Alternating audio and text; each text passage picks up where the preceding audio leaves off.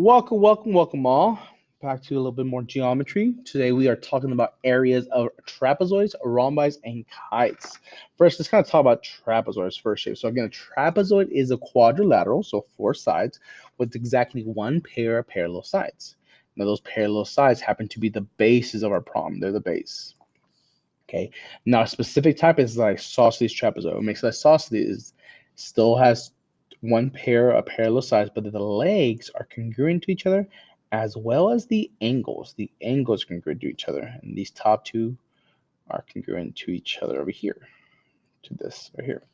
All right. So that's the only difference between a trapezoid and a isosceles trapezoid. It's kind of like the difference between a triangle and an isosceles triangle, just a specific type. All right, so that is a trapezoid. So this is very important to know what's the bases right here. What are the two bases, parallel sides? So let's talk about the formula. So as it says, is the area of a trapezoid equals half the product of the height and the sum of the bases. So what it's saying is that we're going to take the two bases, which again are the parallel sides, and we will add them up. So base 1 plus base 2. And then we're going to take that times the height. Now the height has to be perpendicular with both the bases. If it's not perpendicular, then it's not a height, or the proper height. Sometimes we get confused by taking the sides. They give us a number there as the height, and that is not right. So again, as the formula says, area of a trapezoid is base 1 plus base 2. So you sum them up first, times the height divided by 2. So let's kind of look at an example of that. So here's where our right angles are at. And then these will be the parallel sides, this side and this side. So according to this, base 1, and it doesn't matter what, it can be sideways sometimes. For example, the two parallel sides are sideways, unlike the last one where it's top and bottom. We're used to base being a top or a bottom. Well, sometimes it can be sideways and it still be fine. So for example, these are our bases, the 9 and the 14. So base 1 plus base 2 times our height. The height will be 12 because that's the perpendicular part, all over 2. So let's sum them up. So we add that up, get 23 times 12 over 2. Now you can multiply and then divide by 2. I like to reduce it to deal with smaller numbers. So 2 goes into 12 6 times. So I'm left with 23 times 6. So 23 times 6 gives us 138 units square. 138 units square. All right.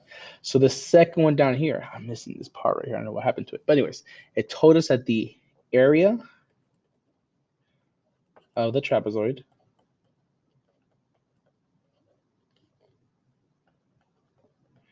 is 50 degrees, is 50 degrees. And now we didn't know this, but now we do. So it is 50 degrees. Find the height. So as you can see, the height is 5. Well, let's see if it's true. So the area of the trapezoid is 50 units square. That's 50 degrees, sorry. 50 units square. And we only know base 1 and base 2 down here, which is 13.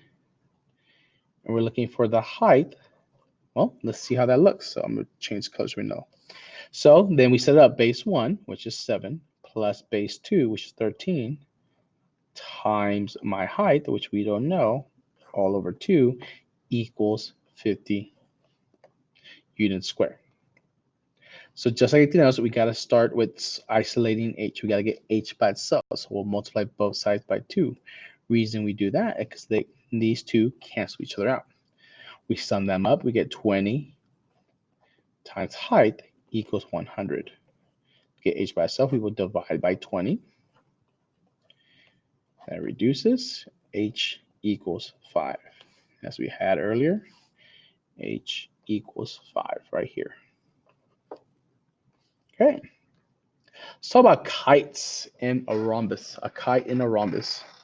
So what is special about kite and rhombus, kite specifically, is very different from all the other parallelograms and quadrilaterals we dealt with. This has no set of parallel sides. Even the trapezoid has a set of parallel sides. Well, this doesn't.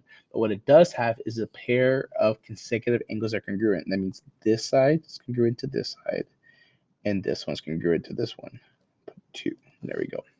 What's also special about this is that its diagonals intersect each other at right angles. So that means it forms a nice little right angle right there where it intersects.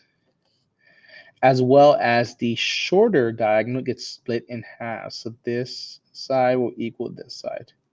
Now that's not true about this one, as you can tell. This is a lot smaller than this one, but it is true about this one down here, the sideways. Now a rhombus is a parallelogram. That means all sides are parallel, opposite sides parallel, but all four sides are equal to each other. So that's really unique about it as well. But just like the kite, its diagonals are very special as well. Let's look at this diagonals. So the diagonals of these two also cross at a 90-degree angle. And then this time they do intersect each other and cut each other in halves. Christian Davis, please report to the library.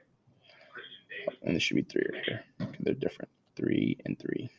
All right, so this side is congruent to this side, and this side is congruent to this side as well, the 4 sides all the way around. Again, you get right angles right here. Oh my goodness. But you get right angles at all 4. Not only just because it show 1 doesn't mean they're all not like that. So let's kind of look at the example over here.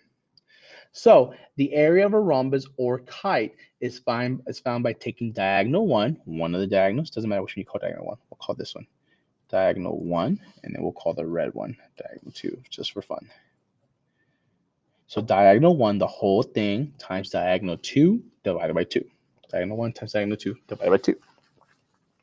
That's how the formula goes. So let's test that out.